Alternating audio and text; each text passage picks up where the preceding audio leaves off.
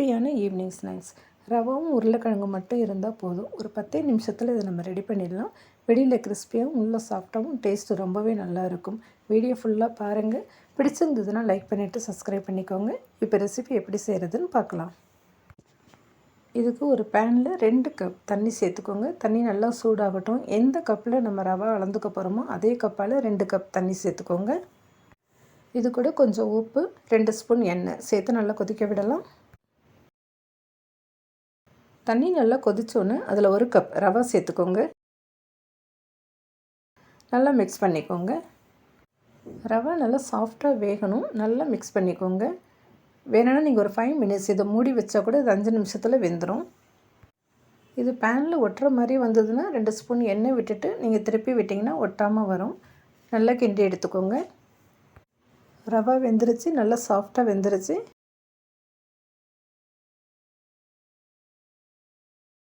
இது ரெடி ஆகிடுச்சு. இப்போ இது தனியாக எடுத்து ஆற வச்சுக்கலாம். இது ஆறுற வரைக்கும் நம்ம மசாலா ரெடி பண்ணிடலாம். அதுக்கு ஒரு கடாயில் 2 ஸ்பூன் எண்ணெய் சேர்த்து, எண்ணெய் நல்லா சூடானதுக்கப்புறமா 1 ஸ்பூன் கடுகு சேர்த்துருக்கேன், 1 ஸ்பூன் ஜீரகம் சேர்த்துருக்கேன். கடுகும் ஜீரகமும் நல்லா வெடித்ததுக்கப்புறமா ஒரு பெரிய வெங்காயத்தை சின்ன சின்னதாக கட் பண்ணியிருக்கேன், அதை சேர்த்து வதக்கிக்கலாம். வெங்காயம் நல்லா வதங்கினதுக்கப்புறமா இதில் 1/2 ஸ்பூன் மிளகாத்தூள் சேர்த்துக்கோங்க, 1/4 ஸ்பூன் மஞ்சள்தூள் சேர்த்துக்கோங்க, ஒரு 1/2 ஸ்பூன் கரம் மசாலா சேர்த்துக்கோங்க. இவ்வளோ தான். இதில் மசாலா ஜாஸ்தி எதுவும் சேர்க்க போகிறதில்ல. சேர்த்து நல்லா வதக்கிக்கோங்க. இதில் தண்ணி எதுவும் சேர்க்க வேணாம். மசாலா பச்சை வாசனை போகிற அளவுக்கு நல்லா வதக்கிக்கோங்க. நான் ஆல்ரெடி ஒரு பெரிய சைஸ் உருளைக்கிழங்கு வேக வச்சுட்டு தோலை உரிச்சிட்டு மசித்து வச்சுருக்கேன், அதை சேர்த்துக்கலாம். இது கூட இதுக்கு தேவையான உப்பு சேர்த்துக்கோங்க. இது எல்லாத்தையும் நல்லா மிக்ஸ் பண்ணிக்கலாம். உருளைக்கிழங்குல பெரிய பீசஸ் எதுவும் இல்லாமல் நல்லா மசித்து விட்டுக்கோங்க. இல்லைனா நம்ம கேரட் துருவுற கிரேட்டரில் கூட உருளைக்கிழங்கு வேக வச்சுட்டு துருவி கூட இதில் சேர்த்துக்கலாம். நல்லா சாஃப்டாக இருக்கும். மசாலா உருளைக்கிழங்கோடு நல்லா மிக்ஸ் ஆகிட்டு நல்லா வெந்ததுக்கப்புறமா இது கூட கொஞ்சம் கொத்தமல்லி இலை சேர்த்துக்கோங்க. இது நல்லா மிக்ஸ் பண்ணிக்கோங்க. அவ்வளோதான், உருளைக்கிழங்கு மசாலா ரெடி ஆகிடுச்சு. இதை தனியாக ஆற வச்சு எடுத்துக்கோங்க.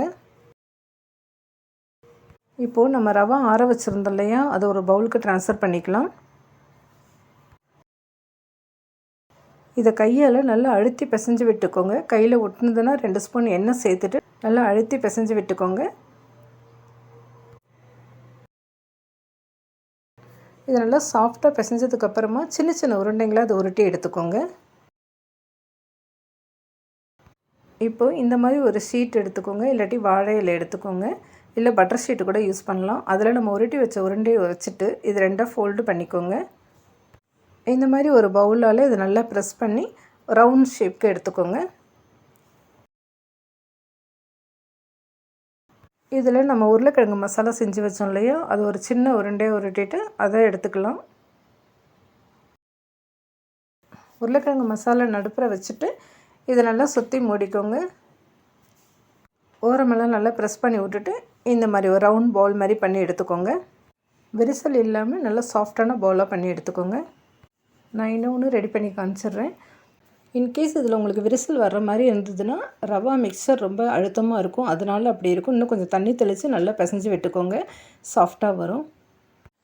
எல்லா ரவா மிக்சரையும் இந்த மாதிரி சின்ன சின்ன பவுல்ஸாக பண்ணி எடுத்துக்கோங்க. இப்போ இது ரெடியாக ஆகிடுச்சு. இதை சைடில் வச்சுக்கிறோம். ஒரு பவுலில் 2 இல்லை 3 ஸ்பூன் மைதா எடுத்துக்கோங்க. அது கூட 1 கப் தண்ணி சேர்த்துக்கோங்க. கட்டி இல்லாமல் நல்லா மிக்ஸ் பண்ணிக்கோங்க. தண்ணி பத்தலைன்னா இன்னும் கொஞ்சம் சேர்த்துட்டு கொஞ்சம் தண்ணியாக இருக்கணும், ரொம்ப திக்காக இருக்கக்கூடாது. பேஸ்ட்டு கொஞ்சம் தண்ணியாக இருக்கணும். அந்த மாதிரி மிக்ஸ் பண்ணி எடுத்துக்கோங்க. ப்ரெட் கிராம்ஸ் இருந்ததுன்னா ப்ரெட் கிராம்ஸ் எடுத்துக்கோங்க. என்கிட்ட ப்ரெட் கிராம்ஸ் இல்லை, ஸோ நான் 2 ப்ரெட்டை மிக்சியில் போட்டு அடிச்சுட்டு அதை எடுத்து வச்சுருக்கேன். இப்போது நம்ம செஞ்சு வச்ச பால்ஸு ஒன்று ஒன்றா மைதா ஸ்லரியில் டிப் பண்ணிவிட்டு ப்ரெட் கிராம்ஸில் நல்லா கோட் பண்ணி எடுத்துக்கோங்க. ப்ரெட் கிராம்ஸ் எல்லா இடத்துலையும் படணும், அதனால் நல்லா கோட் பண்ணி எடுத்துக்கோங்க.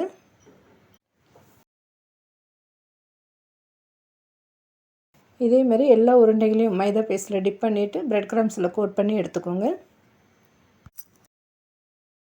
நான் ஆல்ரெடி எண்ணெய் சூடு பண்ணி வச்சுருக்கேன். ஒவ்வொரு பால்ஸாக இதில் சேர்த்துட்டு நம்ம ஃப்ரை பண்ணி எடுத்துக்கலாம். அடுப்பை சிம்மில் வச்சுட்டு எல்லா பக்கமும் நல்லா பிரட்டி விட்டு வேக விடுங்க.